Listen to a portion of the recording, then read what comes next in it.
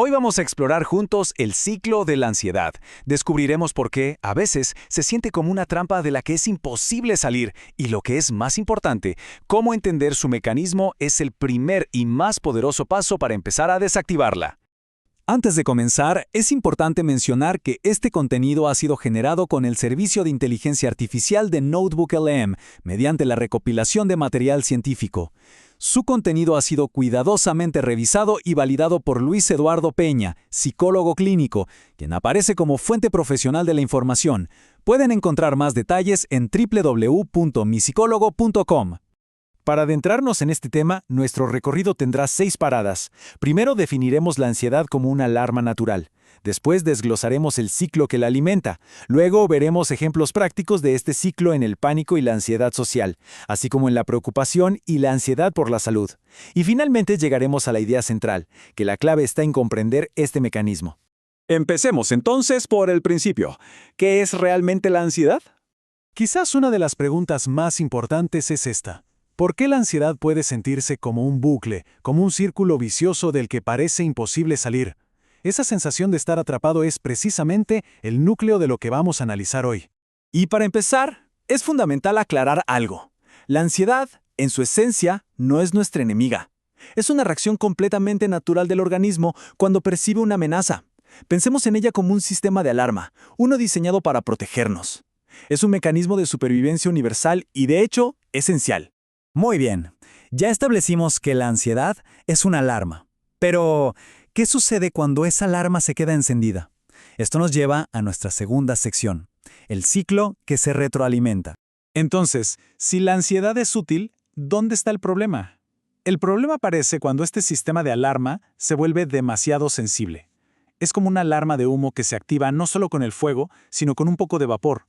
Y es justo ahí donde se crea un círculo vicioso que se mantiene a sí mismo. Este ciclo, aunque parezca complejo, se puede descomponer en pasos muy claros. Primero, el paso 1. Aparece un disparador, una señal. Paso 2. La mente interpreta esa señal como una amenaza. 3. El cuerpo responde, se activa. 4. Toda nuestra atención se enfoca en ese supuesto peligro. En el paso 5, reaccionamos con conductas de seguridad o evitación. Y finalmente, el paso 6, que es la clave de todo, se obtiene un alivio momentáneo, que sin darnos cuenta es lo que fortalece el ciclo para la próxima vez. Veamos cómo funciona esto. Para que esto quede más claro, vamos a verlo con un ejemplo concreto. Entremos en el ciclo del pánico. Imaginemos una situación cotidiana, estar en la fila del supermercado. El disparador, una fila larga. Inmediatamente, la interpretación, ese pensamiento que cruza la mente. Si mi corazón empieza a latir fuerte, me voy a desmayar. El cuerpo, por supuesto, reacciona. Palpitaciones, calor, mareo. La atención se centra por completo en el cuerpo, buscando cualquier señal que confirme ese miedo. La conducta de seguridad es obvia, buscar la salida y abandonar la fila. ¿El resultado? La ansiedad baja al salir. Sí, se siente un alivio, pero a largo plazo el miedo a las filas y sobre todo a las sensaciones del propio cuerpo acaba de hacerse más fuerte. Vemos cómo este patrón se dibuja claramente en el pánico. Ahora, ¿ocurre lo mismo en otros contextos? Exploremos el ciclo en la ansiedad social. Pensemos ahora en una reunión de trabajo. El disparador, tener que dar una opinión.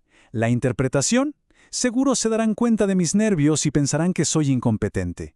El cuerpo se activa, la cara se enrojece, la voz tiembla. El foco de atención se vuelve hacia adentro, cómo me estoy viendo, cómo está sonando mi voz. Y aparecen las conductas de seguridad. Hablar muy rápido, leer sin levantar la vista, evitar el contacto visual.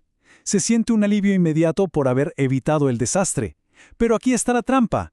Ese alivio refuerza la idea de que la situación era realmente peligrosa y que la próxima vez se necesitarán las mismas estrategias para sobrevivir.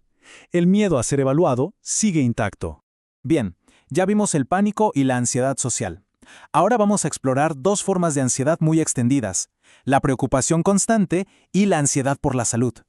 Este ciclo también es el motor de la preocupación excesiva.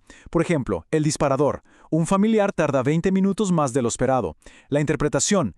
Algo terrible tuvo que haber pasado. El cuerpo reacciona con inquietud, con tensión. La atención se va por completo a imaginar los peores escenarios. La conducta de seguridad. Llamar y enviar mensajes una y otra vez. Si hay respuesta, se siente un alivio, pero la mente se vuelve cada vez más dependiente de la certeza y menos tolerante a la incertidumbre, que es una parte natural de la vida. Y en la ansiedad por la salud, el ciclo puede ser aún más sutil, porque el disparador viene de adentro. Por ejemplo, una sensación corporal normal, como una pequeña punzada en el pecho. La interpretación catastrófica es inmediata. Esto podría ser un infarto.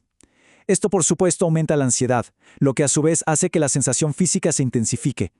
La atención se dedica a escanear el cuerpo, buscando más pruebas de la supuesta enfermedad. La conducta de seguridad, buscar en Internet, preguntar a otros, se consigue un alivio temporal, pero el resultado a largo plazo es que la mente se entrena para estar hiperalerta.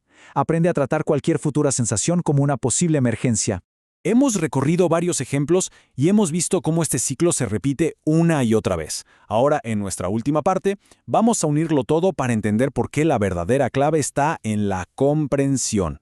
Si tuviéramos que resumir, podríamos decir que el ciclo se sostiene sobre dos pilares. El primero es esa interpretación de amenaza y la hipervigilancia constante. Y el segundo pilar, que es realmente el motor que mantiene todo en marcha, son las conductas de seguridad. Estas conductas son el verdadero truco del ciclo. Proporcionan un alivio inmediato, pero a largo plazo refuerzan la idea de que el peligro era real y que solo se logró escapar gracias a ellas. Y esto nos lleva a una idea central, una frase que lo resume todo de manera muy potente. La ansiedad persiste no por la amenaza real, sino por cómo reaccionamos a la alarma. La clave entonces no está en que la alarma suene, sino en lo que hacemos justo después. Comprender este ciclo no es solo un ejercicio intelectual. Es, de hecho, un paso clínicamente muy significativo. Es como si nos dieran el mapa de un laberinto en el que nos sentíamos sin salida. Porque una vez que podemos ver el patrón, que identificamos los disparadores, las interpretaciones y sobre todo esas conductas de seguridad, dejamos de ser una pieza pasiva en el ciclo y empezamos a tener el poder para intervenir en él. La pregunta final entonces es una invitación a la autoobservación. ¿Qué parte de este ciclo resuena más con la propia experiencia?